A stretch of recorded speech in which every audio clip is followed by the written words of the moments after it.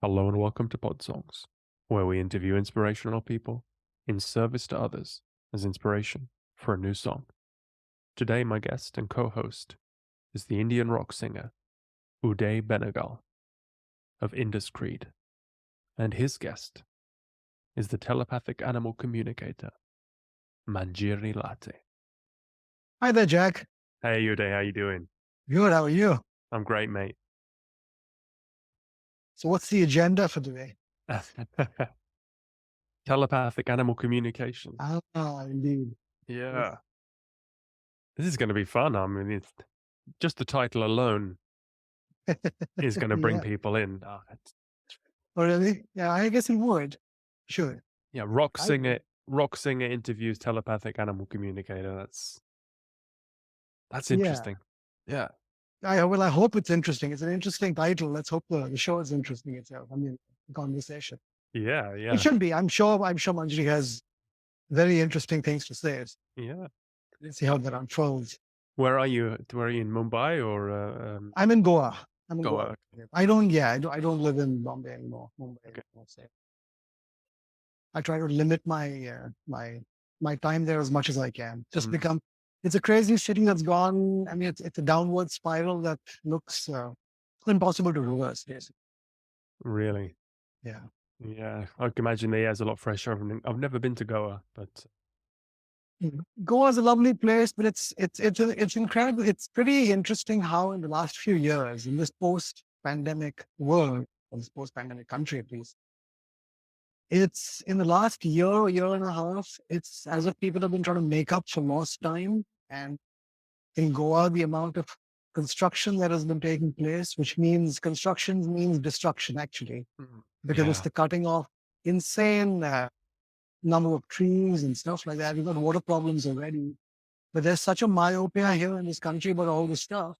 The prime minister likes to. His propaganda machine is fantastic. I mean, they're really very effective because they say a bunch of things. He does exactly the opposite, and no one seems to notice. And over again. Yeah. It's just the way things are, I guess. Politics. Yeah. Yeah. Yeah. And are you by the beach or are you whereabouts are you?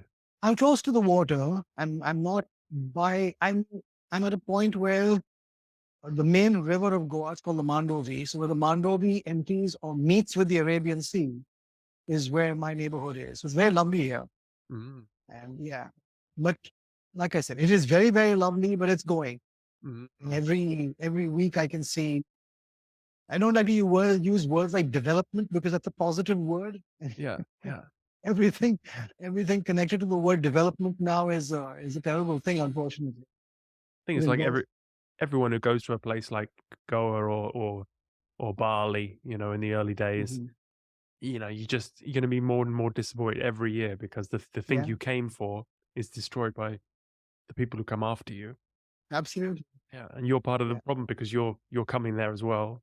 You're telling absolutely. people I'm here, Yeah. and yeah, you're such a cool guy, and everyone wants to go there as well. And yeah, so eventually there'll just be this. We'll be gathered around this one tree.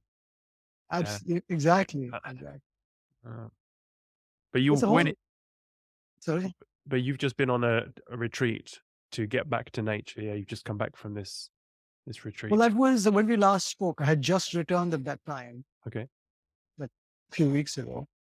So yes, I was freshly back from that, freshly pumped, freshly that sounded energized. amazing. Yeah, yeah. I looked at some videos online. It looked really cool. Yeah.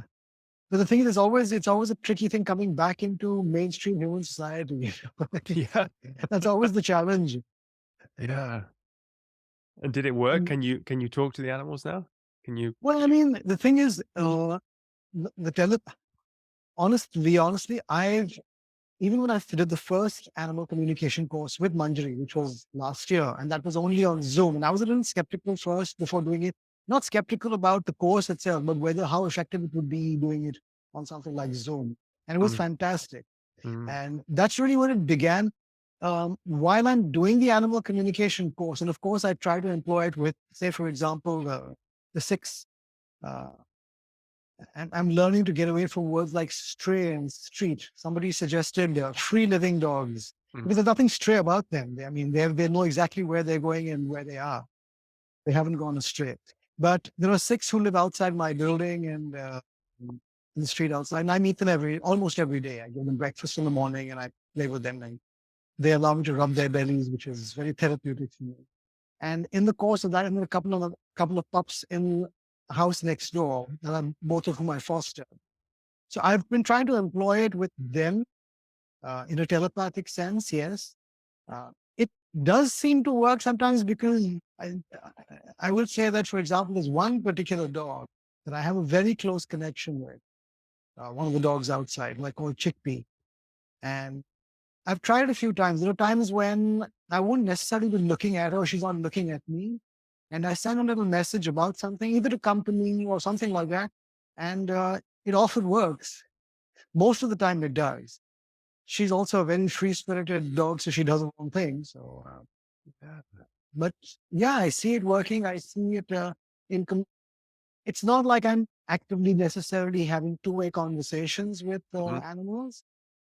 But the truth is, I did the course and I did the advanced course, which is the more recent thing as well, which was part animal communication and a lot more general, much wider consciousness. I got into it because of consciousness, wanting to expand my consciousness.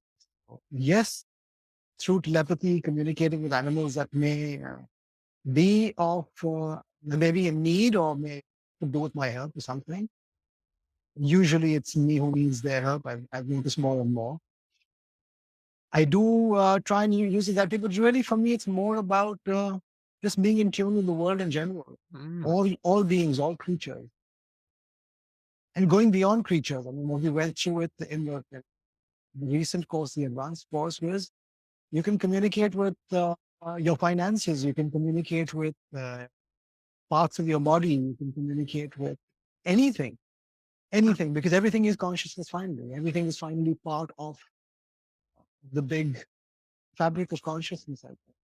Wow. What we see as solid material things is really just, and this is where science supports it all. It's all electromagnetic frequency finally. That's has different densities. So what we think as solid as is like the stable is just, I guess, electrons or atoms or whatever it is vibrating at different speeds and frequencies, which gives the impression of solidity, and of course makes it then impenetrable or partly penetrable or something like that. Mm. I mean, the deeper one goes into it, at least in terms of an understanding, conceptually, it makes a lot of sense. Applying it to one's day-to-day life in a material world, of which I'm very much part of a material world, that's the hard part. And that's part of a journey for me. Mm. Yeah.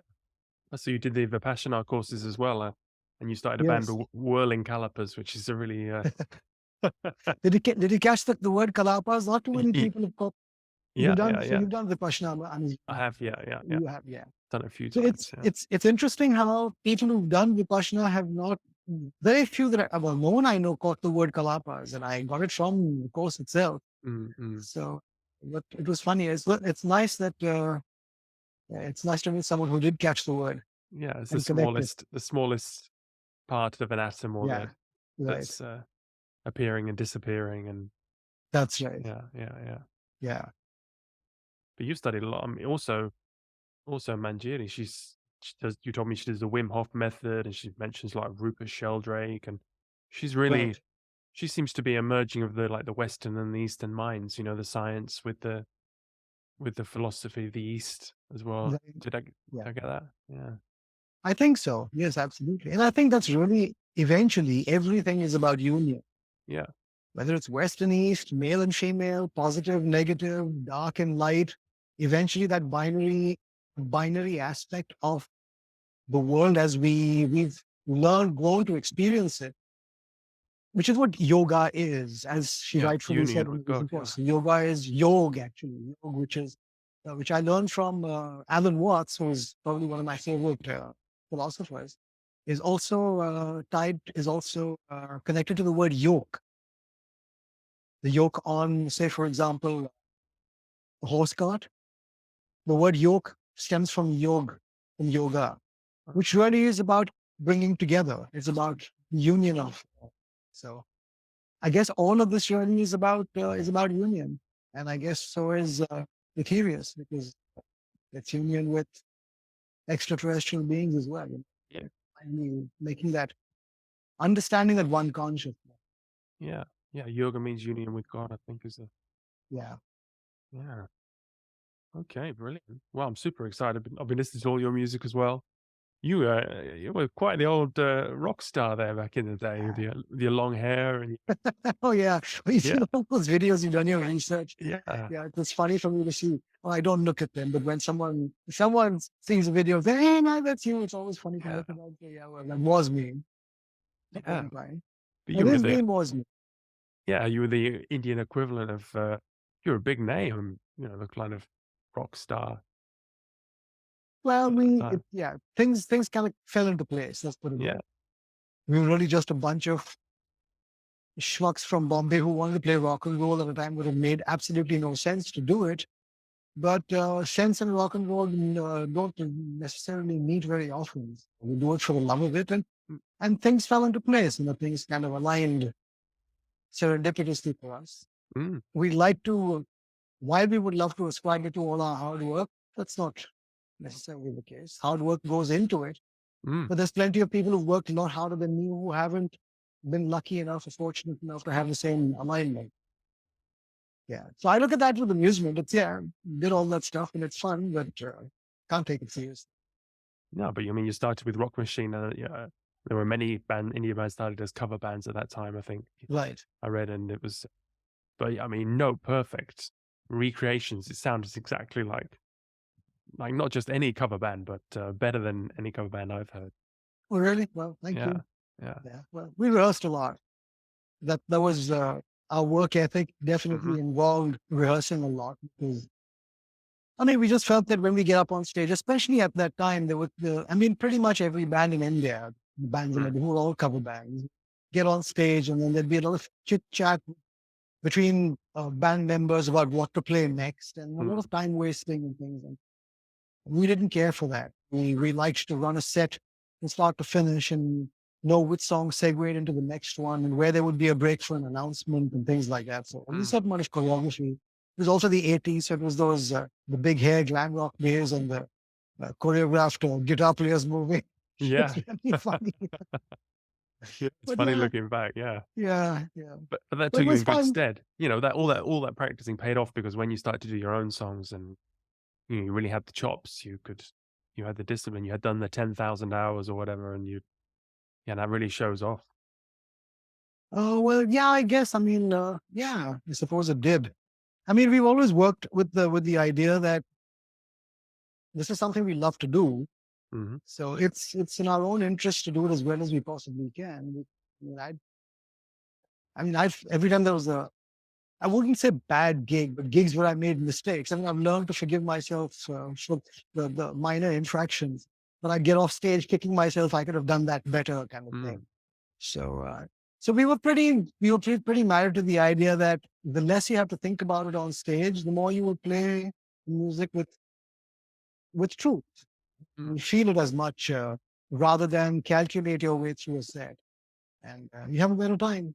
You get off Yeah. stage feeling good about what you did and the show you had. And if you do it, if you're having a good time, then there's a very strong chance that that's going to translate to the audience in front of you, and they'll feel it Yeah, you still more see and that more in the we go along. videos. Yeah, Sorry, you see that in the videos. I mean, there's so much energy there. The crowds, I mean, huge stadium gigs. It looks like amazing. yeah, it feels fun. And then you worked with Tim Palmer, the producer on your last. That's right. Yeah, big name. That was a great experience. Yeah, that was a really wonderful experience. Never even met Tim. In fact, our keyboard player Zubin met Tim for the first time. Was it this year or late last year?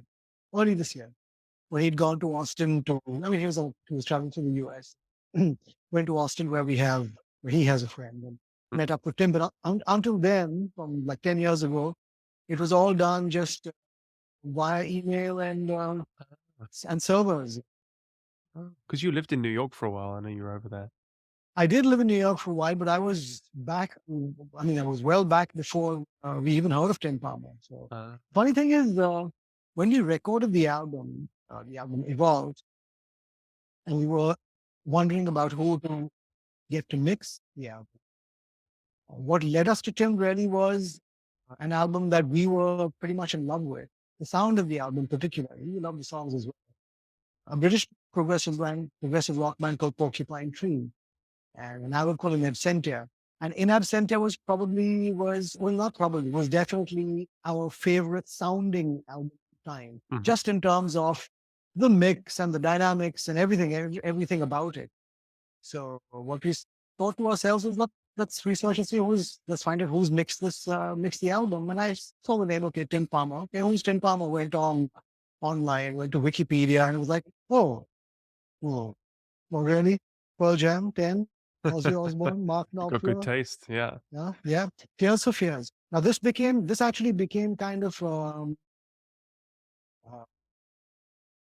the thing that drove us to it even further.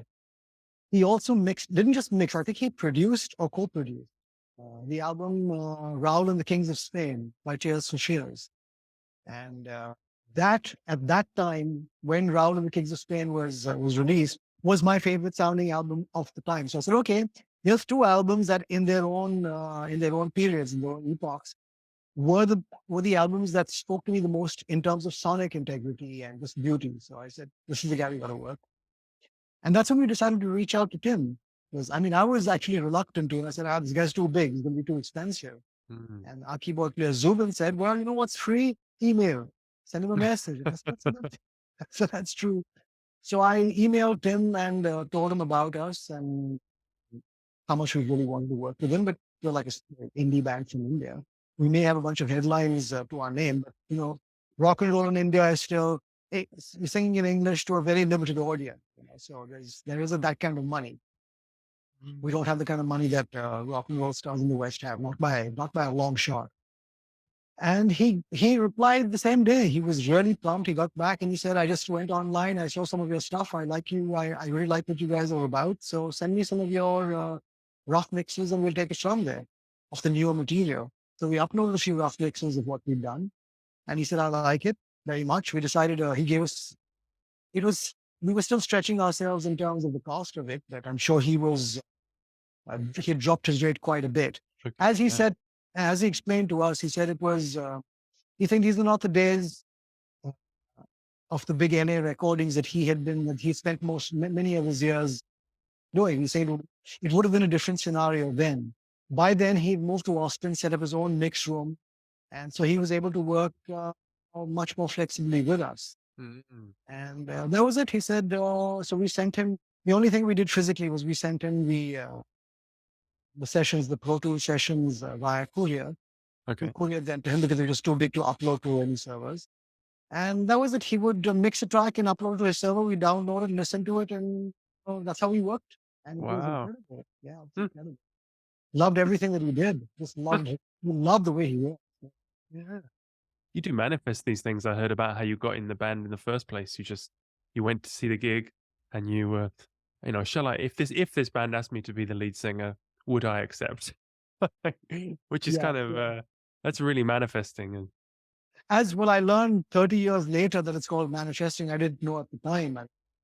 At the time, it was just a kid who went to see this band called Rock Machine and didn't know anybody in the band. And suddenly fantasizing, what if they asked me to sing for this band? Comparing it with another band as well, sort of doing an A/B. There was another better known band in Bombay at the time called Crosswinds. And yeah, that was my little post gig fantasy as I was walking out. Didn't know anybody, but still thinking to myself, if Crosswinds were to ask me to join them as a singer, and Rock Machine were to ask me to join them as a singer, who would I opt for? And Crosswinds, slick, really together, tight band, well established. Rock Machine, raw, a little loose, but the energy. And I was like, okay, it wouldn't be the wisest thing to do, but I'd go with the newbie band Rock Machine because there was the energy that really resonated for me. And yet, a few weeks later, I bumped into the guitar player while I was showing somebody else. Uh, well, a friend of mine had asked me to guide this kid in college. mm, As a kid, he was the same age as me, who was taking part in the singing competition. I wanted to sing and was going to be singing the song Time by Pink Floyd in the contest. And so Patrick, my friend, who's going to accompany this guy, said, just show him how to sing it because he's not getting it right.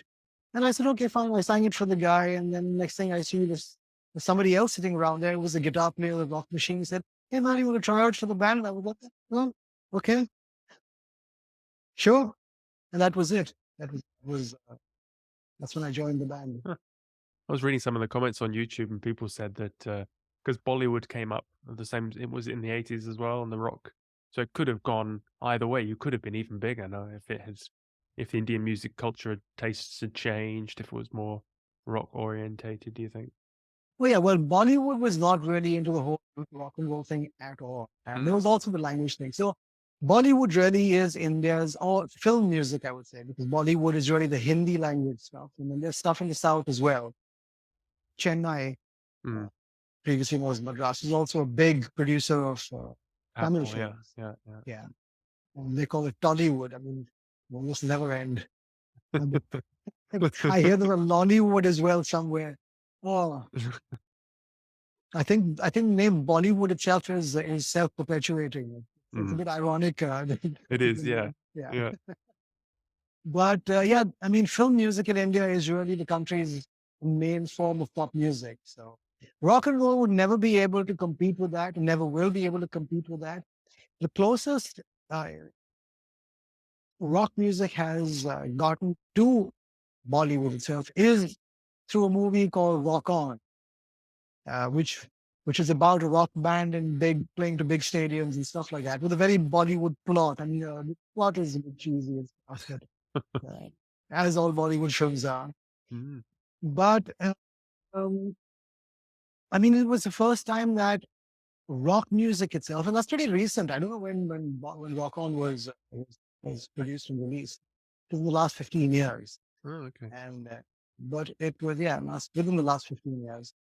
And it was the first time that the Indian film audience really was exposed to a rock band on stage as the main thing, because it was really about the characters who were all part of a rock band. So there were many, or practically every song, as against the usual Bollywood song routine, which would be boy and girl running around a tree or alongside a river or whatever it is, and some playback music happened.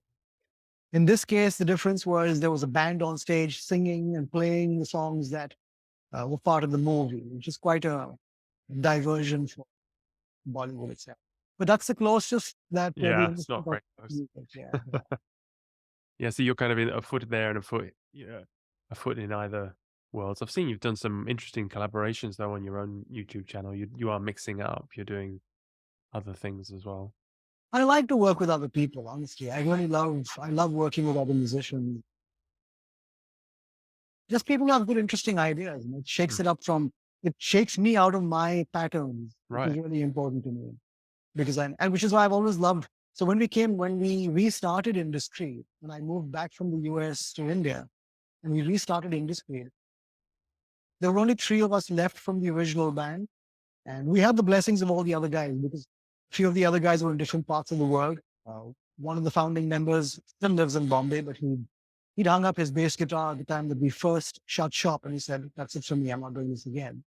And he said, "But you guys go ahead."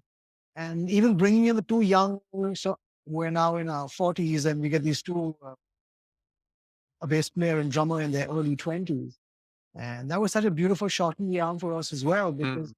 it wasn't just bringing in of young energy, it was bringing in of a whole new bunch of influences that weren't reference points for us, because the stuff that these guys had grown up listening to was very different from the stuff that, forget what we'd grown up listening to, but we weren't even listening to that stuff necessarily at the time. The drummer was really into a lot of metal, so Meshuggah and stuff like that, Periphery and the heavy stuff. But they were bringing in these really beautiful ideas to the band. So I've always loved that. I love working with people with new ideas, young or old, it doesn't matter, different ideas. It makes life more interesting for me. Did you sing that song Fireflies from the last album? Yes. Really? That's amazing. That's such an English accent there. I really, that was no Well, accent perfect. I mean, you really, because some of the other songs have more of an American, but this is really, you sounded like an Englishman, so the young thing English is, singer there. so here's the thing. Yes, I mean, starting out as a band, we were very much emulating. I grew up on British and American rock. I mean, my biggest influences were more British rock bands than American rock bands, but really both countries. The Who was my biggest influence. Oh Pete yeah, yeah. Townsend, very specifically, but also Led Zeppelin and a whole bunch of others. The Beatles, of course. But the thing is, our medium of instruction, which is in English, is British English. The English we learn in school and the English we speak is British English. It's not American English. Mm, But by the same token, as a young band, rock band that's aspiring to being like a Western rock band, I mean, I fell into that whole thing of saying can't and rolling my R's and stuff like that. And that's not the way I speak. So I guess maybe it's getting on a little bit in years and stuff. So by the time you reach evolve, I said, I'm going to sing the way I speak. mm, My accent is going to be an extension of, or not an extension, it's going to be the accent I use when I speak because that's what's natural to me. mm. And the pressure is on, I would say. I mean, post the album, more recently, something I'd done it was a collaboration, but it was a corporate thing. And I was pretty much, I didn't say can't, I said can't, but my voice was ducked underneath and the can't was, or the other singer, the backing singer was pushed through. So it's a weird kind of pressure over here. People still seem to think that you should be pronouncing it that way for it to sound cooler. And I'm saying, no, just be yourself, man. Mm. That's it. If you say can't when you speak normally, why would you say can't when you're singing? Yeah, Say yeah, can't, yeah. it's okay. So yeah, I guess that's probably what I did with Fireflies and the other songs on the album. Yeah, no, it's an amazing performance, really good. So Thank you. yeah. So I'm honored to be able to collaborate with you on a track inspired by animal communication. And me too, likewise. Yeah, I'm very happy to and honored as well. Yeah, sure. yeah. I don't know what I'll leave. I guess we'll see what she says. I mean, do you have some ideas already, or are you just gonna go with? I'm just gonna go with the flow, Yeah, really. Yeah. I want to leave it to Manjiri, really. I want her to do the talking. yeah, yeah. Sure, I'm going to sort of ask her a bunch of things, but a few things, but it really is about what she's doing. And in when I first messaged her about this, uh, I she began with a certain reticence, but not a reticence to being a part of it, a reticence towards being the focus of it. And I think that's where she's going to come from. Is my suspicion Mm, is which I which I respect very much is that she says, look, I don't want this to be about me because I'm only following the work of a bunch of other people. And mm, I said, yes, absolutely. You are an extension of the ancient wisdom and indigenous knowledge that we're all now drawing on. And newbies like me are an extension of that via teachers like you. So we're all mm. finally drawing from the same source, from the same well, from the same bunch of wells. But she's the teacher right now, so we'll talk about what she's doing and let her take us to wherever she feels is the right place to go in terms of wherever the subject is heading. Okay, yeah. It's the way she combines the different things. So she pulls in the things that she thinks the students can benefit from. She's gone to all these different teachers, and Right. yeah, so that she's doing a great service to others by being this catalyst and condensing it down because there's all the knowledge is there, and it's easy to say, yeah, we are all one, and Absolutely. consciousness is everything. But you just repeat the truths in many different ways so that eventually we can break it down and understand it ourselves in a And in an experiential way, which is the most important thing, right. because otherwise it's just information. I mean, it becomes knowledge when it's your experience. Otherwise, it's you're repeating what you've read or you've heard. You're only speaking truth when you've actually gone through the experience. So very much everything that she teaches is experiential, and uh, and it's there's a multiplicity to it as well. It's not just one particular thing. She's exploring so many different tools. So we've all got access. Uh, it's an introduction to the experience of using a variety of tools to explore consciousness far more deeply and far more expansively. That's the way I'm seeing it. That's the way I'm interpreting my experience through her workshops. Yeah. I see someone like Manjari, she's just getting to the word. I see people like Manjari as incredibly valuable to the world today, particularly the way it's moving. Because It's the river that's leading us to someplace really beautiful. Great I, introduction. Great I can segue. I can see a lot. We were just talking about you, Manjiri. Hello. Good evening. Good evening to you. How you doing? Thanks for joining us. Thank you, Jack. Thank you for having me. Well, I've heard so much from Uday about your work, and that's why I'm really Mhm. great that he's gonna chat to you and pull out all these gems of wisdom, Mhm. condense it down into an hour. He's done a very long course, so I don't think we can cover everything. But yeah, I'm really pleased to hear you two in conversation. Will I preface the session, Manjari, while talking to Jack right now by explaining your initial reticence or reluctance to be the focus of it all? And but the thing is, yeah, absolutely, I'm with you. But that's what it all is, right? So, but yeah, we're all finally traveling down the river, but we need able captains of the ship to steer us down the river. So you're the captain of the ship I've been sailing on recently. And I've been happy to have you on board. Cool. So yeah, so Jack, should I start shooting questions to Manjari or whatever? How Please to go really ahead. start the conversation? No, I'm okay. Let me start. I'll start with my perception of what's been happening. When I first heard about the animal communication course, so my friend Svita, I was reluctant initially to do it because it was on Zoom. And I was like, oh, something like this I would think should be in person. Until a few months later, I realized that doing it in person seems to be, that possibility seems very somewhere between remote and not possible at all. So let me go online and do it. And then, of course, realizing that it's telepathic. So you don't really have to be there in person at all. Mhm. But apart from the stuff that you were teaching us and the methodology you were teaching us, I sensed a much, let's put it this way, I sense that this was an opening into a much larger arena of consciousness itself, which is really what I won't say sucked me. It really drew me in a very, very beautiful way. So that's my perception. I'm going to leave it to you. What is animal communication for you?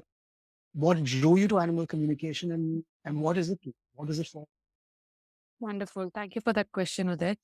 I think if we just first break it down into even communication as a concept, and communication itself is very redundant. I mean, it's innate to every being, whether has consciousness or so-called non-living with largely understood unconscious being, but we're able to communicate with everything, whether it's a set of keys and a pair of glasses, to whether it's our own human body or an unborn child or another human in front of us. So communication is innate.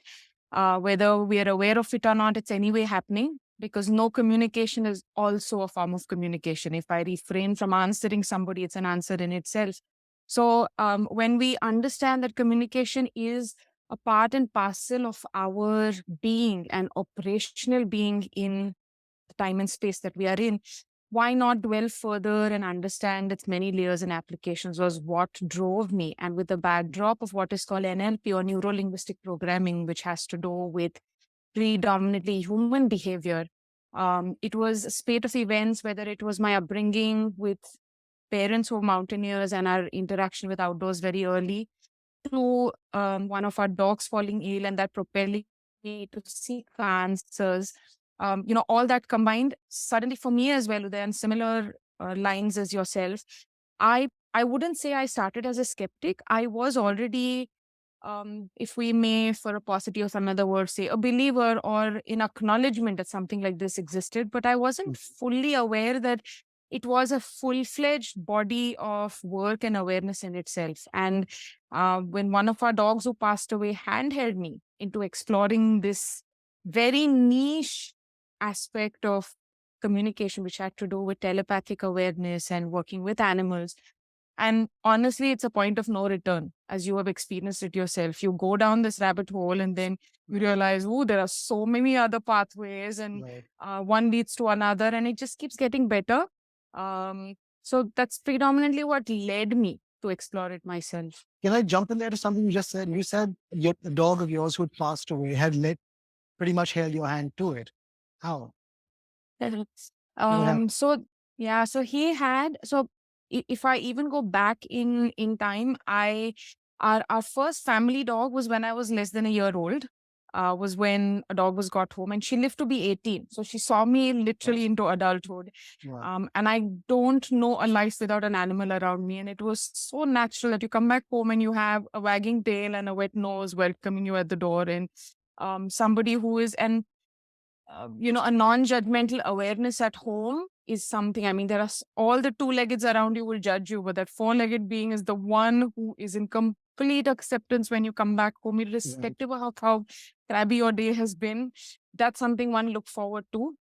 When that dog passed away, one of our first dogs, we just knew that she had lived her life to be 18 and ripe, and she transitioned very peacefully. However, our second dog went through this cycle of a lot of physical suffering, which was why it led me to seek more answers.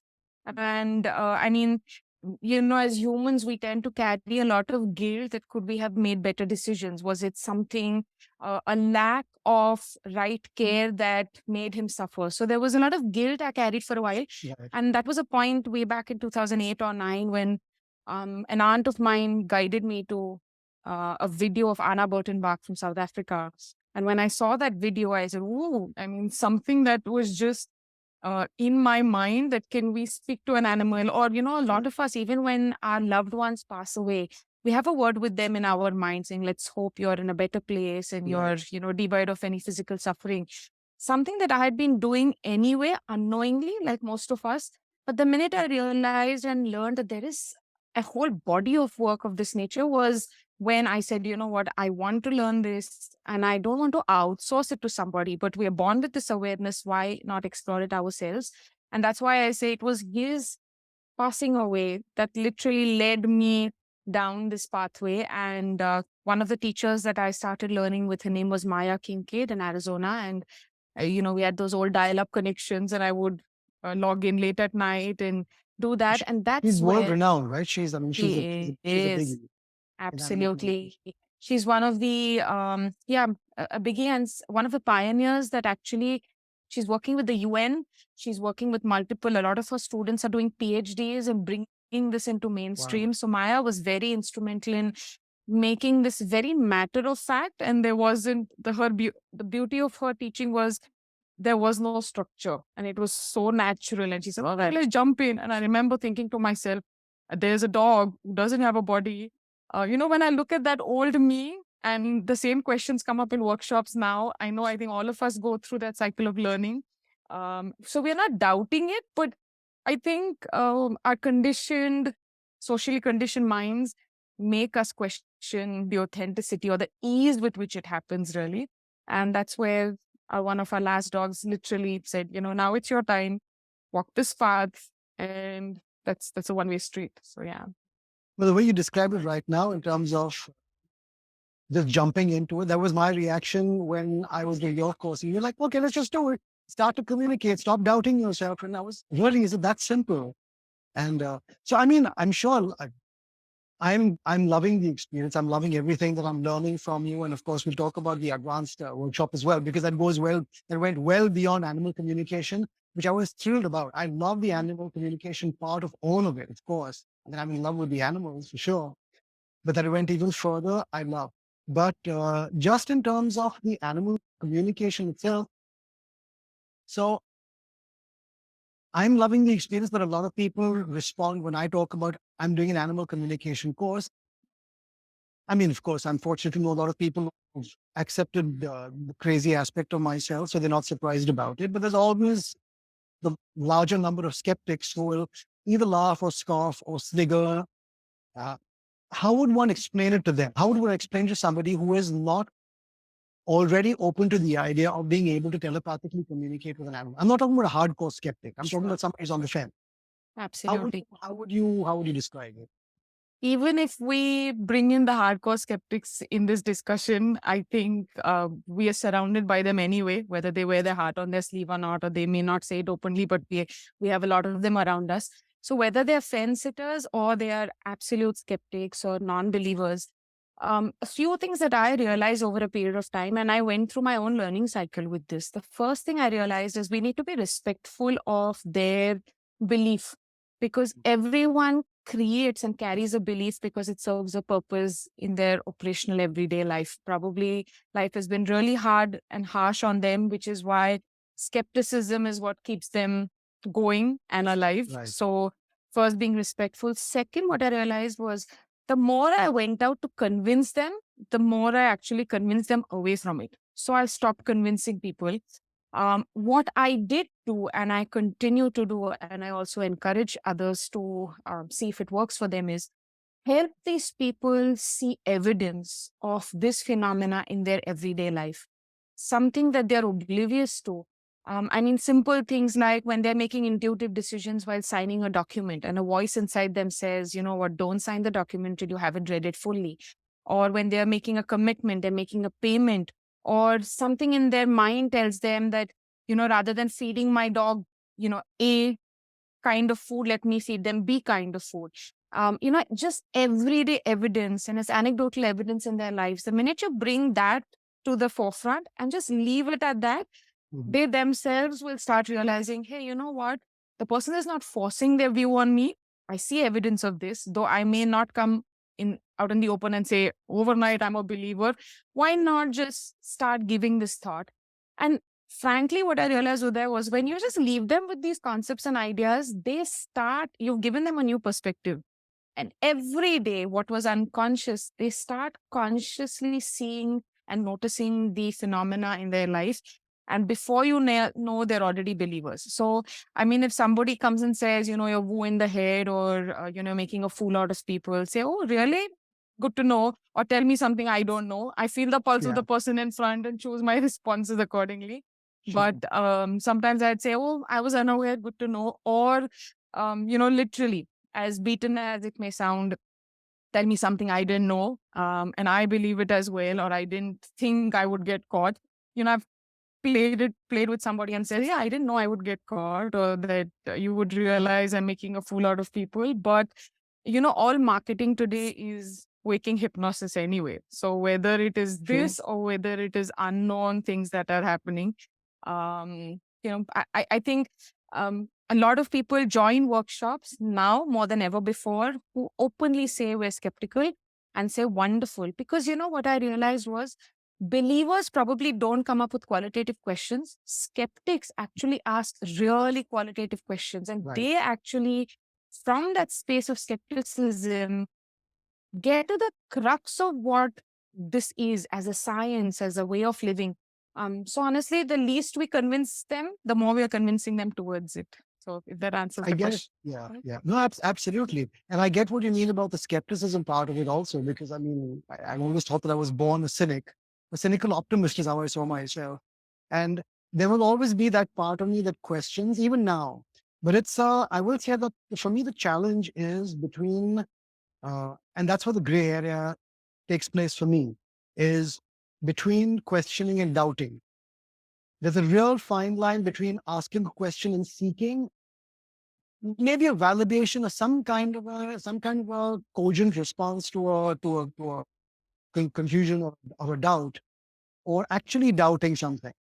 And I'll say that in the first course, the basic course that I did with you, the basic animal communication course, just the fact that you brought in something as simple as ask the question to the animal and trust the answer that you receive. Every time you doubt yourself, you're creating an obstruction. That itself is a huge, huge step forward, I would think, for anybody. Removal of doubt. It seems to be the thing that holds back the human race more than anything else. It's what's corralling us into this very limited existence. We've convinced ourselves that this is what life is. We're unwilling to accept that there is so much more beyond that. And that's what I seem to be getting from your first animal communication course, as well as the advanced. But what I've also found interesting was the reading material you sent out after the first course, after the basic course, and with books by Rupert Sheldrake, of course, and who was the gentleman who wrote Biology of Belief? Bill Mhm. Dr. Bruce Lipton. Bruce Lipton. Yeah. Stuff like that. I mean, that goes well beyond. It's not. I mean, that's not woo woo. I mean, I embrace my woo woo on the one hand, of course, but these are pretty serious dudes with very, very strong analytical minds. Absolutely. Yeah. Absolutely. If I may just add a caveat here where um, I have realized, and I think probably Jack would also see a different perspective to this. So there, culturally, people respond differently to content. And it's a cultural consciousness that also makes us either question the authenticity of something or we come as believers, even trusting ourselves. As blatantly racial as this may sound, but I think in a country like India, with our own past that we've had, as complex as it is, and our population and the cultural complexities that come with it, I think each one doubts the other, their capabilities, and doubting oneself is a natural outcome of it. So, I mean, everybody makes a decision. Think about it. In the Western world, a child is 18, he's encouraged to leave home, go figure his own life out. And if he makes some decisions, he has to own up to those decisions, saying, you made bad decisions, pull yourself up, you learn and you figure it out. On the other hand, in a country like ours, like India, you are sheltered for whatever reason. Yeah. You are sheltered till the very end. And very rarely are we made to realize that we have the potential. Doubt is such a deeply ingrained aspect of our culture. So even when we have people logging in from different parts of the world, they respond culturally very differently to the same statements and content discussed.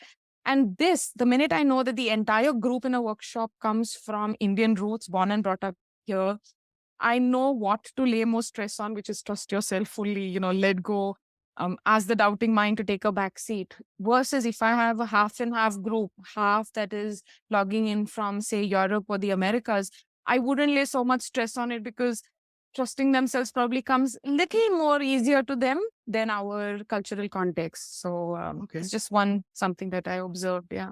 Mhm. Well, that's interesting. What about the divisions in, say, I mean, I will say this as somebody who is a very westernized Indian. That's who I am. I grew up in Bombay, raised by very westernized parents. Jack was yeah, Jack and I were chatting. Jack was commenting on my English accent on one of the Indiscreet songs, and it's all part of that South Bombay upbringing. So there's a lot of westernization in my upbringing, but there's very much India in my genes, in my blood, in my surroundings as well. And but how do you see the division between, say, the Western analytical mind and uh, the Indian who's already attuned to?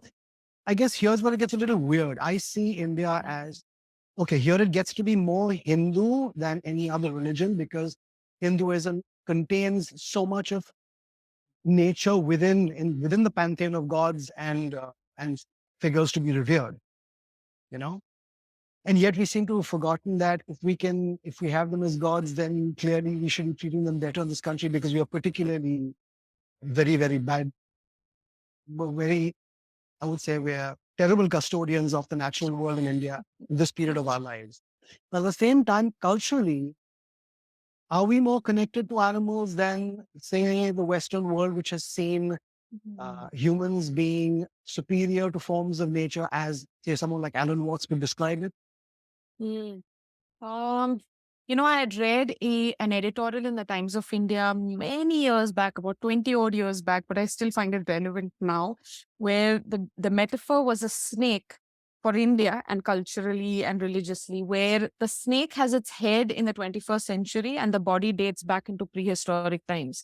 And I think it is still relevant now because as a culture, as respectful and aware we want to be of our Vedic scriptures and where nature was revered as God. Our Vedas, which are our holy scriptures, contain so much information about just shamanic beliefs where every element in nature was God. I think we are pulled where one part of our society does want to subscribe to it, wants to delve deeper. And actually the Western world has taken to it more than Indians Absolutely. ourselves, because I think our population is just busy, just Maslow's hierarchy of needs, putting food on the table and so many aspects of survival and security, I think a priority for an average Indian today, running pillar to post and making ends meet rather than thinking of spiritual aspects. Whereas probably people in the Western world or those who have more westernized upbringing I think we have privileged backgrounds where we don't have to probably worry as much as a lot of average people around us. So I think we have the privilege of really thinking about spirituality, thinking about what past our country has and exploring it. But I think it's the paradoxes in our country that make us so unique, probably because we are so um, probably somebody sitting across the table from us may have a completely unique upbringing in the same city as ours, but it's probably these polarities that make a Right. discussion qualitative and us respectful of the past we've had. Yeah, those are the first thoughts that come up to mind when you pose that question. Right. Yeah. Okay. Now you've got something like part of one of the many things that you teach as part of Earthwise is NLP, Neuro-Linguistic Programming, which is something, honestly, I've done a bit of research and I'm finding it very hard to understand what it really is. Because everything on YouTube seems to be some kind of vague, this is wonderful for you, but nobody says exactly what it is. So could you just enlighten us? So I will start with the same thing. It's wonderful for you and all of us as a science, but if we break it down into understanding what the phrase means, so neuro implying brain, linguistic as a common man understands language, but it is both spoken and heard, and programming implying that all behavior has a structure, right? Now, if we really simplify this, each of us has a unique set of linguistics we choose to use. Maybe there are repeated words we're using. Our internal world operates a certain way, and that's what makes us so unique. Now, what NLP entails is, as a behavioral science, very simply, let's take quick examples to make this easy. A lot of traditional approaches in psychology work with diagnosis. Okay, so it says, okay, you have so and so syndrome, or you have so and so happening. And a classic example I give for NLP is classic approaches in human behavior study the ill in curing the well. Okay, so I'll repeat that again. A lot of classic approaches in human behavior study the ill in curing the well. NLP, on the other hand, studies the well on understanding what keeps them well, so that there is no concept of ill, right? Now, for example, there is one concept in NLP called role modeling, implying that if, for example, I really like the way you lead life or you make music, I need to understand under neuro linguistic and programming that your behavior has a structure. There's a recipe to your behavior. And the minute I understand the building blocks of what you're doing, I can duplicate it. So something like an autobiography serves the same purpose, which is why we pick up autobiographies and say, what's the rags to riches story? The person started at the same level as I did. How did he or she get a better outcome than me? Or how can I reach the same outcomes? So NLP basically makes life manageable, easy. Let's take one more way to simplify it.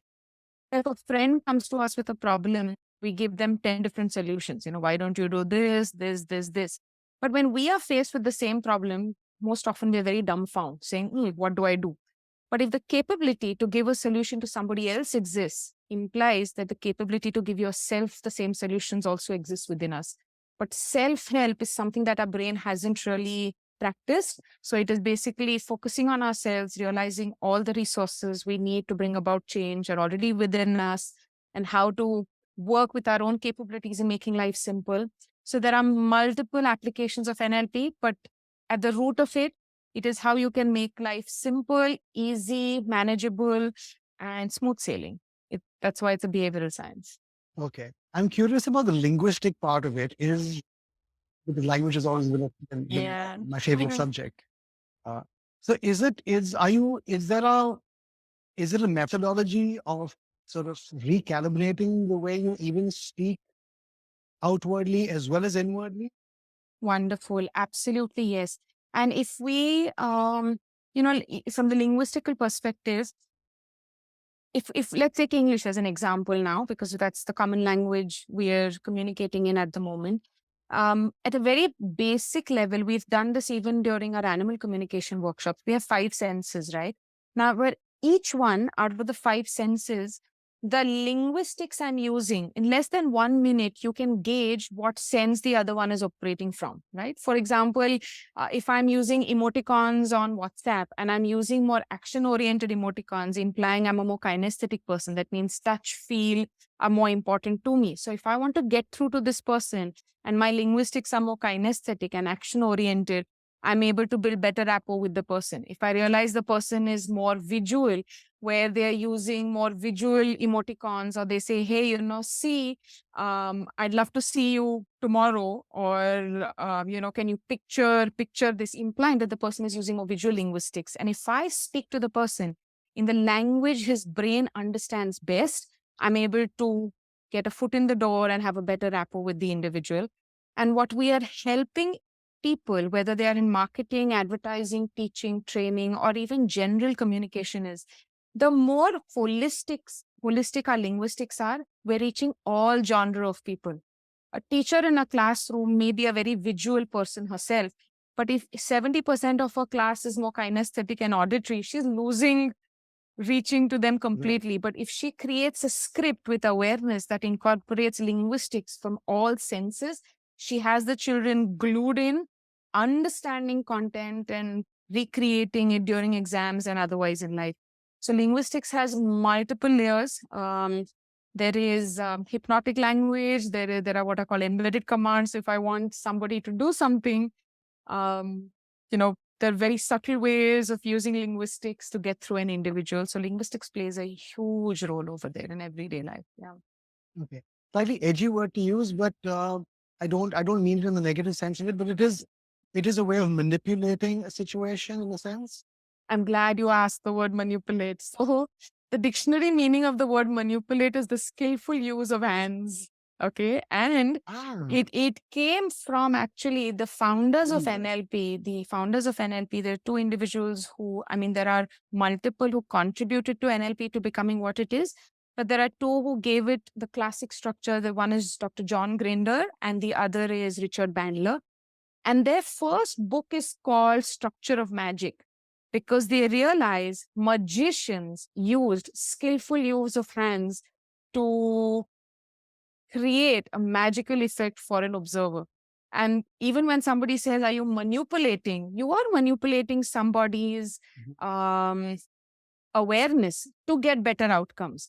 A doctor, one of the people that's instrumental in making NLP what it is Dr. Milton Erickson, who, by the way, his story is absolutely worth reading and understanding. So he was plagued with polio when he was just 17 years old. He got himself to be fully mobile and functionally active again and went on to become the best hypnotherapist the world has ever seen. And somebody asked him this very question, Uday, where are you manipulating?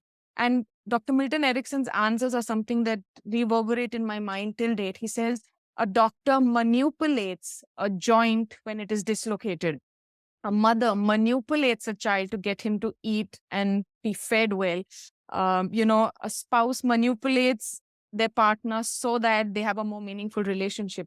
So manipulation, unfortunately, has a negative connotation in general understanding.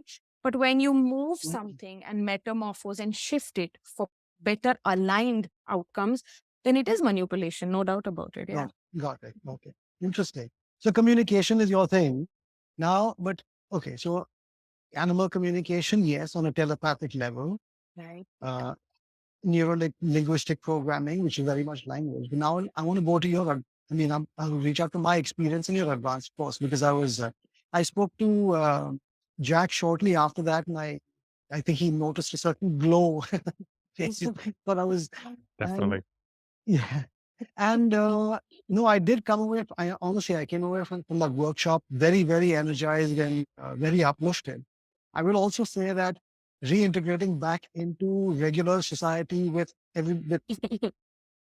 regular people is not easy after things like this. But that apart, now what started out as animal communication, which was your first course of animal communication itself. Now let's leapfrog to the advanced course at a lodge outside a beautiful national park, the Kanha National Park in central India. But your course now has gone well beyond taken animal communication and gone well beyond that. Talk to us more about. I'll tell you why. Because this is my mind was blown by the last time, because it's pretty much kind of the direction I've been finding myself on inadvertently. I think part of it is deliberate, intentional, and a lot of it is seemingly unintentional. Clearly, there's an intent behind that's putting me on the journey. But I mean, getting into woo territory, we clearly, to me, it seems very obvious that we're moving into a time of ascension on the planet, or a time of evolution. Let's not use words like ascension for fear or scaring away the ones on the fence. Just in terms of evolution and expansion. Now, you were tapping into so many tools to evolve and expand. Talk to us more about that and where you're coming from and what your intent is with all of this. I mean, in all honesty, about 8 years back when we started our first advanced workshop to what it is today, it has metamorphosed and it continues to metamorphose each year. And I think it is only rightful for us to keep moving with the times. I think there are two parts to this. One, my awareness and experience as a facilitator and as a medium for the group is also shifting and changing. And second, I think our needs as a society are shifting as well. And it is only then doing justice to our, whether we call it spiritual needs, whether we call it our emotional needs, whether we call it our soul's needs. It is to feed all these needs is where the course content has been, constantly shifting and moving. In the first few workshops that we started, I realized that the need of the hour was for us as a community just to first understand that there is something as animal communication and we can delve deeper into it. With all subsequent years, I realized, okay, the society that is signing up for these workshops somewhere already are believers and are ready, go into the deep end of the pool. So then we started saying, okay, where all can we apply? And honestly, Uday, what was happening was the kind of clients that came in, every consultation led me one step deeper into what telepathy could do. For example, during a consultation, I would have things like the consciousness of an apartment join into the conversation. And the first time that happened, I was like, whoa, what just happened? The animal speaks about something very imbalanced in the house. Now, when we are speaking about imbalance, it's not just the animal and the humans who are inhabiting that space, but the space itself has its awareness. And it's a no-brainer, actually. Let's think about it. How did you experience How did you experience that? What led you to that realization? So specifically, I remember one of the chats I was having, this was back towards the end of 2009, early 2010, where in a conversation with the dog says, this house doesn't seem happy. There's something in this house that seems really unhappy. And I remember sitting back in my chair with a live call. And that time there was no Zoom, there was no WhatsApp. I was on a phone call. And we used to do consultations on a phone call with the family. And I remember sitting back and saying, if the house is unhappy, how about talking to the house? And that came the answer. And I asked, is this the house responding as in Sanskrit, we have a word vastu, which means a space or an entity by itself.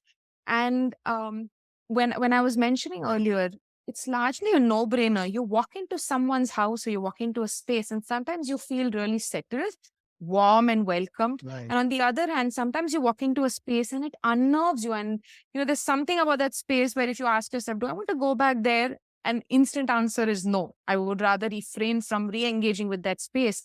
And it is devoid of humans. So it's a space that has its own consciousness. So I said, all right, first let me spend about 6 odd months in exploring doing this myself with clients, with cases. And when I realized it is as seamless as working with animals, I incorporated that in the next workshop that we had. Say, okay, why not all of us explore it? Maybe another participant in the workshop will probably take it further than where I have reached. They'll pick up and run with it in a different direction and find new aspects to it. So that's how it has been shape-shifting content-wise to where it is now, where we are working with plants, animals, nature. We're working with elements within our body. And I think there's a reason why even working with elements in our body became so imperative, because for us to be hollow bones and do justice to being conduits between an animal and a human, I think as communicators, we really need to first be respectful of our own bodies, respectful of our own internal um, needs. Sorry, did I lose you guys for a moment, or No, is is the connectivity okay? Because it just stalled for a moment. I'm hearing you clearly. Sometimes the picture Sorry, is a little jumpy, but I'm hearing you very clearly. So sorry. All I don't know right. whether Jack's feeling the same. Is it patchy or it seems okay, right? Because I It's just a checked little it. bit patchy, but Okay. yeah, All I right. mean, we'll Does get it But seem the okay audio right seems now? fine. Just the visual is sometimes hangs Okay. a little bit, but the audio doesn't break. Super. So I was just mentioning that I think I realized that as communicators and being conduits, we need to be respectful of our own bodies, just awareness of how the elements of nature inside are balanced or imbalanced. And that's why that facet came in. And I continue to explore more modalities that can make us better humans. And so whether it's using pendulums for dowsing and divination, or whether it is shamanic wisdom to be explored, anything that can get us as a group of people to not only raise our awareness, but raise the awareness of anybody that we are crossing paths with. I think that is how the content was developed into what it is currently. Okay. So what you were talking about earlier, I think everyone will connect to the idea of a home having energy. I guess we've never thought of it as something we can speak to, because anyone who's looking to either buy a home or to rent a place, most people will respond to the energy of that home. I love the energy of this place, or I don't get a good vibe in this place. But we never think about it in terms of something that we can communicate with. So that's fascinating. Yeah. And that's what I was getting from the advanced course. I was telling Jack earlier as well that you spoke about communicating with one's finances. I'm trying that with an investment of mine. It seems to be quite Nice. stagnant. I'm waiting for a response. Yeah. So how does it work? I mean, Nice. yeah. If we just go back to very basic laws of physics, that you can, energy can neither be created nor destroyed. It's only changing form. And every time maybe an investment was an idea in your mind, an idea is also an energy. And then you channelize that energy into a physical investment. So it's only changing form. The idea was already birthed. Even when it's money, whether it is our body, whether it's a land, or it may be a dream, a book one is writing, a song one is writing, it could be absolutely anything. It's all energy that can be communicated with, and there is an interface that's happening. Even stagnation can be a metaphor. So maybe if money is stagnant at that point of time, it is literally we are a few questions away from asking that investment, saying, hey, I see you to be stagnant. Are you actually stagnant, or are you in hibernation? Because they can be very two different things. When something is hibernating, it is waiting to come out better than before. We are seeing no movement as stagnation, but money as an energy could be hibernating, waiting for just the right time to bloom and, come out and become better. So just check with the question with that monetary investment, saying, are you stagnating, or are you hibernating, or is there another option that hasn't crossed my mind? And then just, I'd invite you to go through the typical questions that we do. Are you mirroring? Are you taking on anything for me?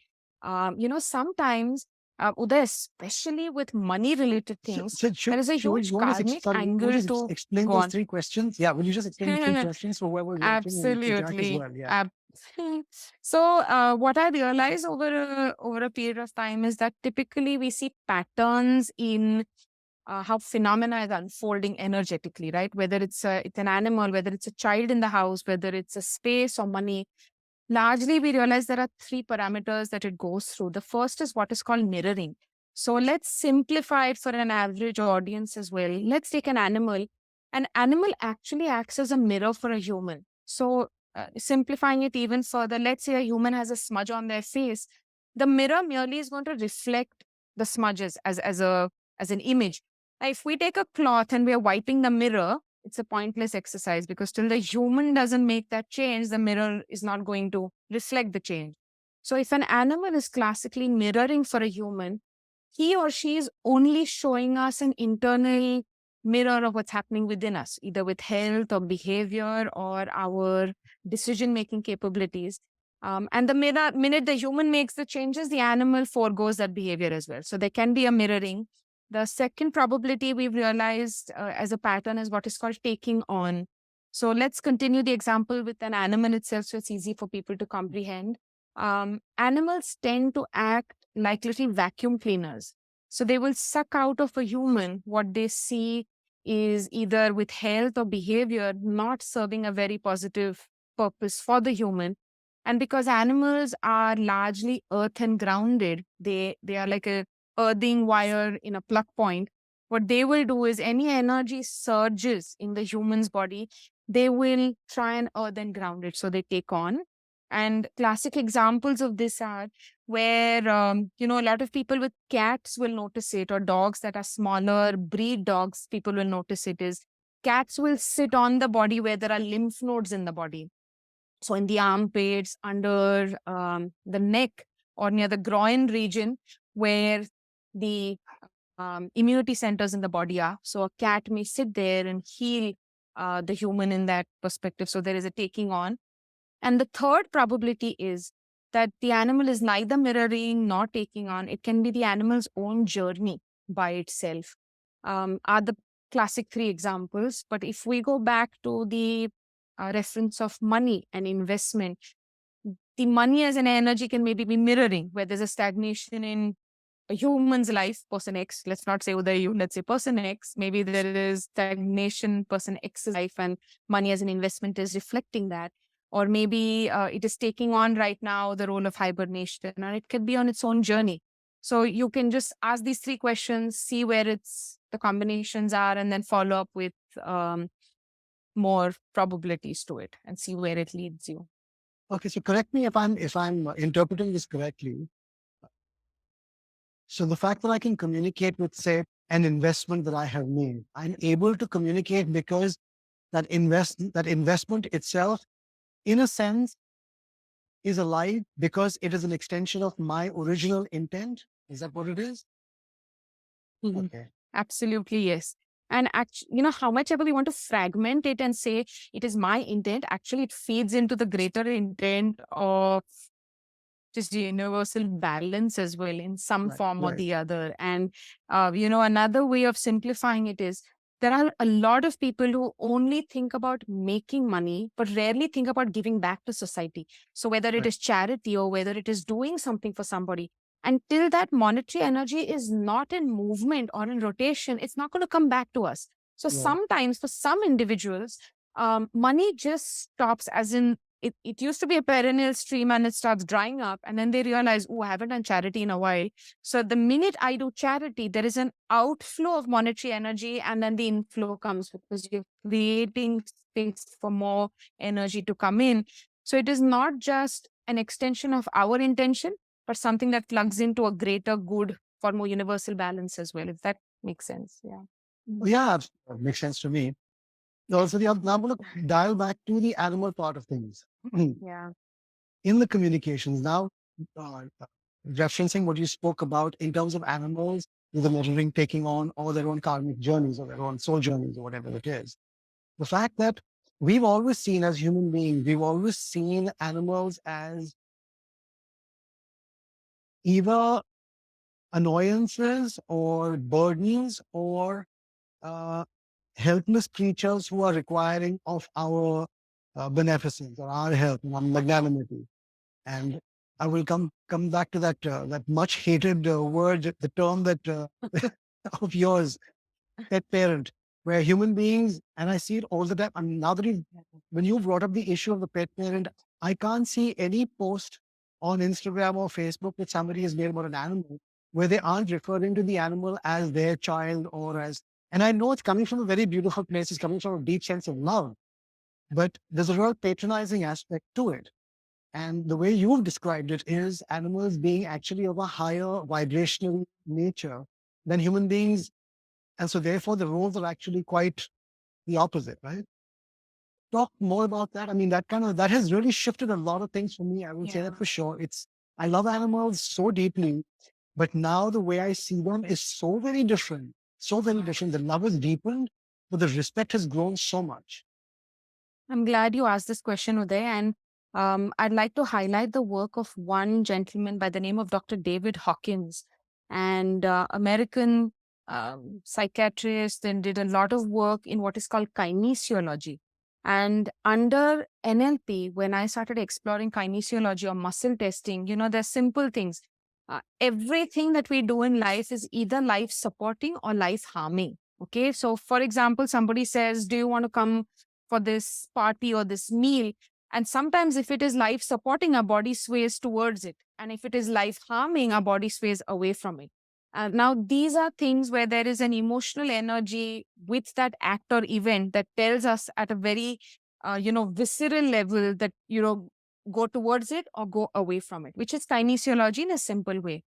Now, Dr. David Hawkins studied human behavior and consciousness and went into the layers of consciousness in his entire lifetime.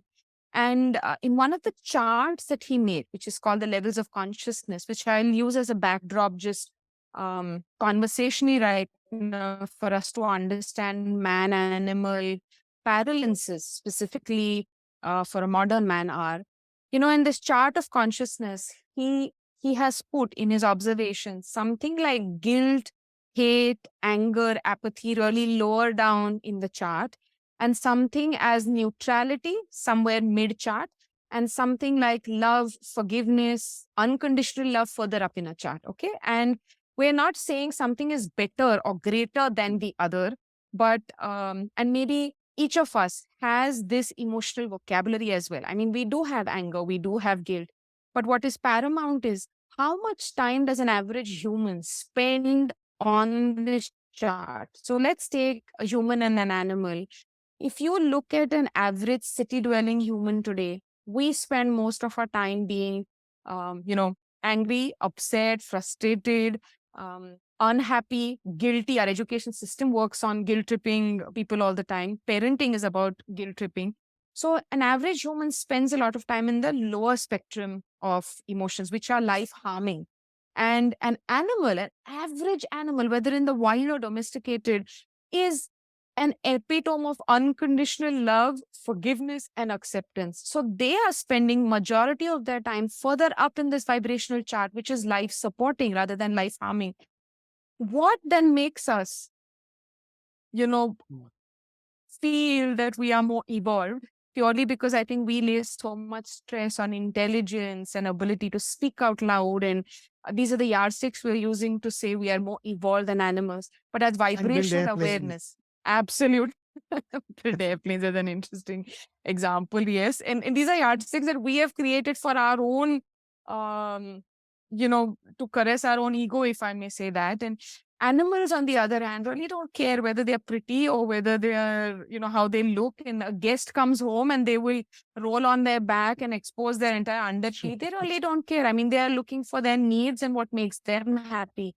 So even if we're just using this chart as a reference, we realize if we are that lower down in our vibrational awareness and animals are up here, he's not just a dog and it's not just a cat. It is a dog and a cat that needs the respect. And if we may use a classic Indian word, as they are probably our gurus in our life, and we have to be worthy of having them in our life. So they are definitively not our children. Babying somebody gives us this pseudo sense of superiority, if I may put it that, because it puts us in a controlling position that I make all the choices, but you're actually depriving that soul of its own independent, life choices. With a domesticated dog, we are choosing when they will poop and pee and when they'll go for a walk and what time they will eat and, sit down, give paw. That's an extremely high spiritually aligned being. It's not there in our lives to entertain us with give paw, roll, sit down. But, other than all that, which is more human ways of doing things, we can seek their guidance to raise our own awareness and just be better human beings. I mean, least of a burden on the planet, but more aligned and in one with the fabric around us. Yeah. The fascinating thing is how sporting they are with all the games, with all the rolling over and the jumping through hoops and everything. I mean, there's no complaint.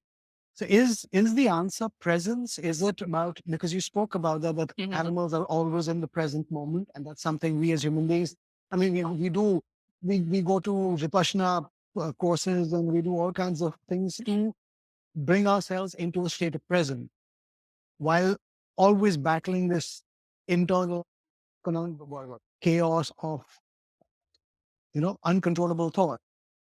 Is the difference, is the fundamental difference between animal and human being in the present moment or at all times? Undoubtedly, yes. And I think they are fully aware of their connection with the source energy. That means they are fully surrendered to why they are on this planet, and they don't need to go to workshops to understand, what is my purpose. And they know their purpose, and they're surrendered to what divinity within them asks them to be aware of. um, and when we say they are living in the present, a classic example is, if you tell a dog you need to move homes, he will happily just walk. He doesn't need his toys, his bed, nothing, his bowl. He needs nothing. He will just pick himself up and move. And you tell a human, forget moving a house, you're going on a 1-day holiday, a human will pack this huge big fat bag with a gazillion things that he will never end up using, which means we're constantly dwelling either in the past or the probable future, saying, I might need this for my holiday. Get to the holiday and see what happens. Just bring your presence over there. Probably you won't need anything but just your awareness. And that is a major difference, where one, I realize they are so aware of their connection with source energy and universal energy. And second, they are not defined by any of these materialistic things, which makes them live in the present more rather than live in the past, what was, or dwell in what will be in the future. So I think that defines just what their presence is for us. And we need to reevaluate our relationship or the way we see ourselves in comparison with the animal world, in terms of intelligence and superiority, or any of that things. But now, okay, Absolutely. so but now this all goes beyond animals and animal communication, which of course is integral to consciousness. It's all part of the same deal, but you are expanding well beyond that. I mean, we did the Wim Hof method by the river, which was, even the 3 cycles of breath that we did, it was incredibly powerful. Is that what you mean by taking care of the conduit, the body, in terms of oxygenating the body, so it's a better instrument to be playing this role as communicator? Absolutely. In shamanism, they use the word hollow bone, meaning that you have to be so hollow that you're not deducting or adding anything of your own. And all traditional shamans or who practice as mediums made sure they were doing justice to being a connection between us, two souls, in, or whether a tree or an element in nature and the human. They were doing justice by being as hollow as they can. And when we speak about, we are not different from it as city dwelling modern people. We are also, I mean, it's very challenging, easier said than done to be in the present moment. And a lot of us are either in the past or the future. To being Right. here and now, what does help is all tools and techniques that can help us first respect our body, because we carry our body into every situation and interaction in life. And we are probably most bereft of its abilities and capabilities of what the body has. So whether it's, even when I was in active athletics, I realized that breathwork was something that was so paramount, and pranayam or our yogic practices, definitely the first thing is attention to breath. And I realized Wim's methods were some of the most easy methods that one can do in everyday routine life. And you need about 5 or 7 minutes to put yourself in the right frame of mind and energize yourself rightly. So whether it's Wim's methods or whether it was just hugging a tree, it's anything that gets us to be more in alignment or in touch with our own body. And be better mediums and do justice to what's flowing through us. And one need not be actively doing telepathy. You could be just an Uber driver for all you care, and you could be somebody cleaning homes and toilets. Right. Each job has its own role. And, somebody who's doing their job, if they are in full surrender, they They tend to enjoy it. They tend to do 100% justice to it. And the person, I mean, somebody is cleaning toilets, a person comes and uses it and says, you know what? Thank you for keeping it the way it is. You've made their day. Right. And they put in 100%. You as a receiver were aware of the way the toilet was and clean, and both people, I think, did justice to the presence in that space. So yeah, just anything that gets us more aware are tools and techniques that we do here. So what's your goal? I'm saying, are you, well, I want to step in here just to say very briefly that I think you're an incredible teacher, remarkable teacher. No, seriously. Yes. Yeah. I mean, I've been through the Indian school system where, I mean, I had very nice people as teachers. I didn't really learn very much. I won't blame the teachers. I will not blame the teachers at all. Yeah. I will take on the responsibility of that. Of course, it was a very boring curriculum as well. But I mean, over the years, good teachers really stand out. I mean, very tall. You teach incredibly well. So clearly you're coming from a very honest and clean space. But your teaching is very expansive. So we've got the Wim Hof method. I mean, apart from the animal communication by telepathy, you know, the Wim Hof method, divination we were using stones, pendulum dowsing, remote viewing, searching for a power animal. It's quite a wide palette of activities. How do you see these all coalescing? Where do you see it leading to? What is your intention? I think if I may use the word greedy here, in all honesty, I think I am just greedy that we as a species, if we are going to increase our vibrational awareness, even micro milli mm in whatever we're doing, you know, again, the list that you narrated right now, as exhaustive as it may be, not every participant who comes on the workshop takes all that back. Each one is on their own journey. And out of the 10 things that are laid out in the buffet of engagements and experiences, somebody realizes that their plate can only accommodate 2 modalities, and that's all that they're helping themselves to. Somebody else has a bigger spiritual appetite and the soul needs to feed itself more. So they may take 5 things out of the 10 that are laid out. So each one takes what they're needing.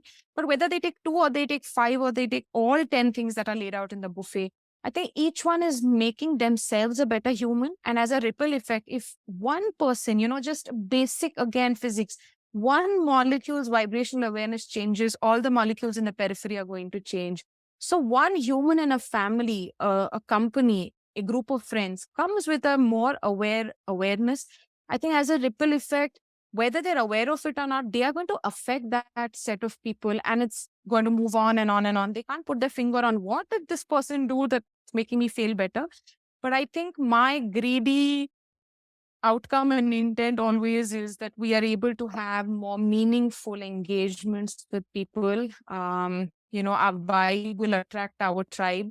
And other than spending time and energy in discussing things that are not life supporting, we're able to have more qualitative discussions and just become better people for this planet. I think that's a very vested interest I would have in curating these workshops.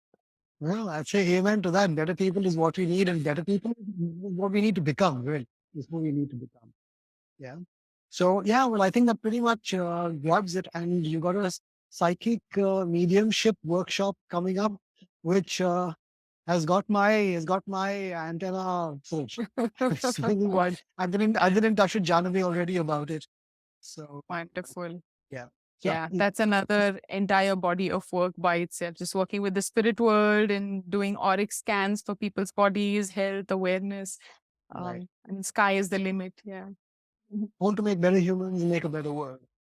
absolutely. Wonderful. Just raise our consciousness and awareness as a community. That's it. Yeah. Okay. Well, I have to say, Manjari, I'm so happy to have firstly done the first course and then continuing to do more, to learn more from you. I really am. I'm very happy to have met you, and I'm really so thrilled to be learning so much from you.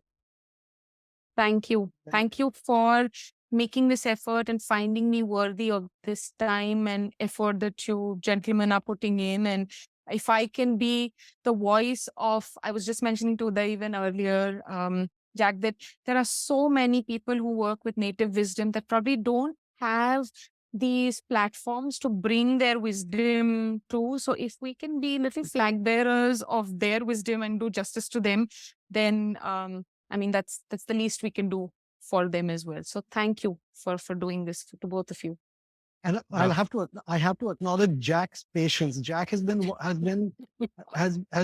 messaging me for over a year now, reminding me that maybe we can still do this. Are you sure? Can you still do this? And I did not want to be difficult. I'm not somebody who takes a long time to respond.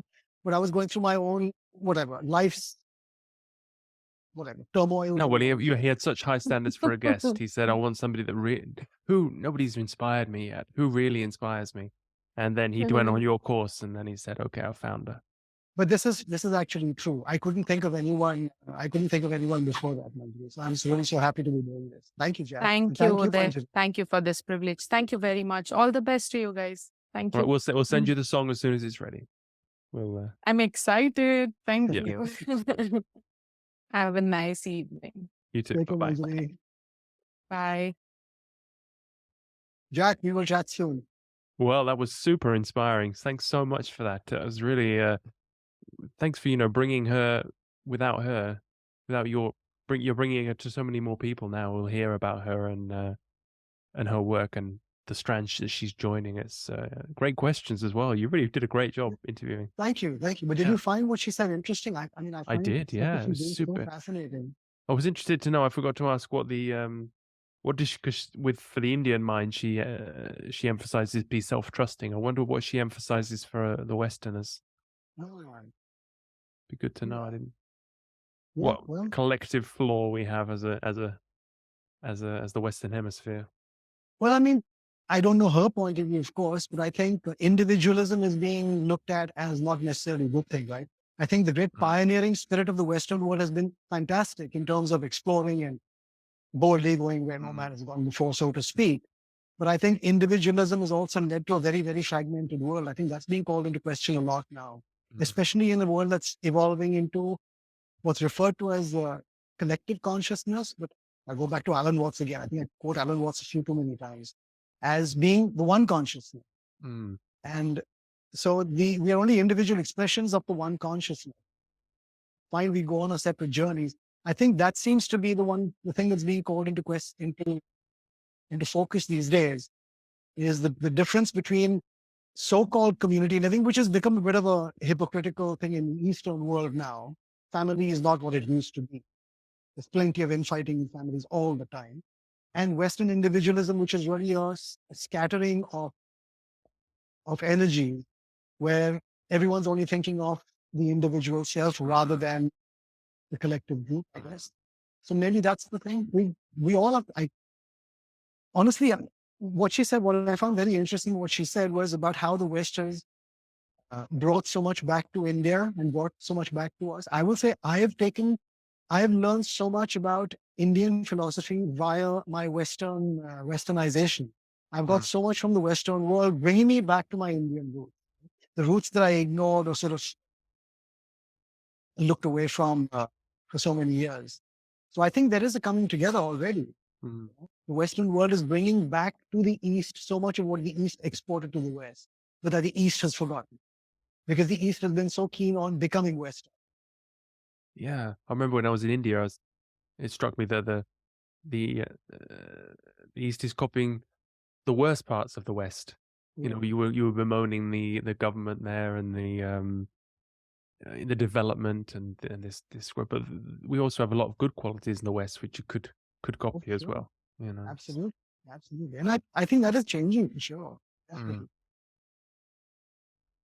Yes, very interesting.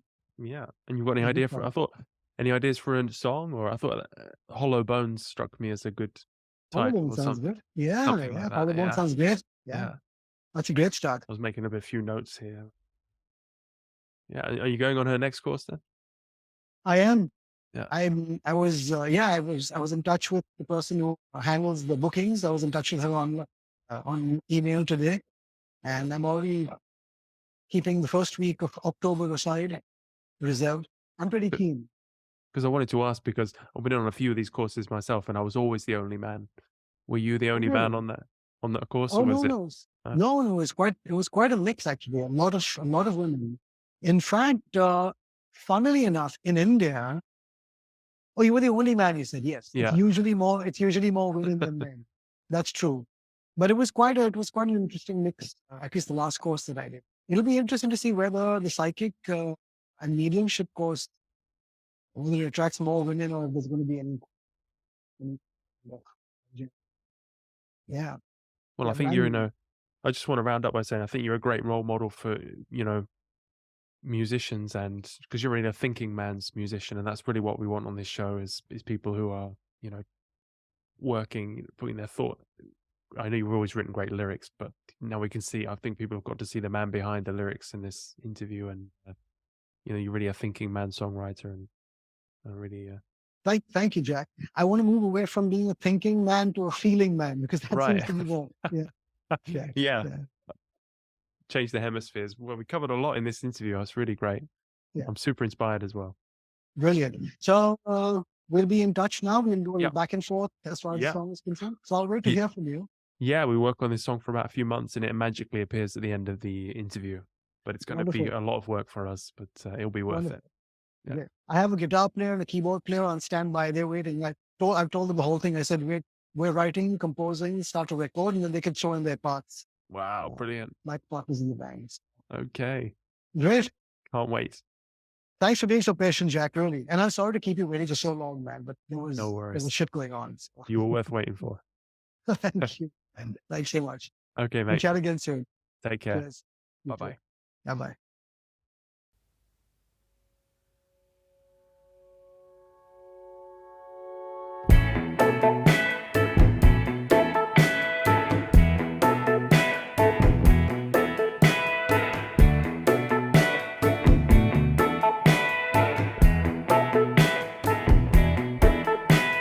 Floating on a magic trip into the underworld. There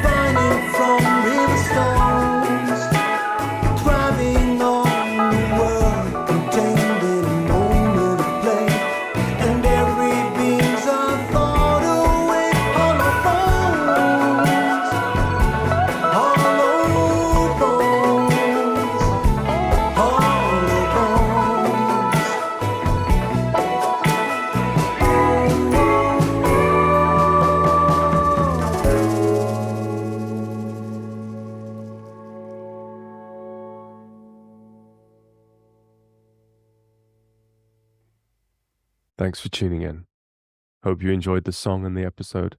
The song will be released next week. It will be available on all streaming platforms, but you can already pre-save. Please support the artists by following them on social media and adding the song to any playlists you have. This is a completely free show, and you've listened this far, so I'd really appreciate it if you could pay us back by clicking like and subscribe. And follow at Podsongs on social media platforms, or subscribe to the newsletter at podsongs.com for special updates. Or just tell the next person you see about this amazing show where musicians interview their idols and write a song about them. The songs are available for download from the Podsongs website as well, which pays a lot more than the 0.00 whatever we get from Spotify. You can also email me at jack@podsongs.com to give feedback, suggest an artist and guest combos you'd like to hear, or just say hello. We're a listener-supported show, and I'd love to hear from you. A final thanks to my researchers, Dori Verbo and Rosa Marino, my producer, Maurizio Sanicola of Goldmine Records, and musicians Massimino Vozza and Luigi Falcione. The next episode will be out soon. In the meantime, you can listen to more amazing episodes in the archives. Until then, have a great day.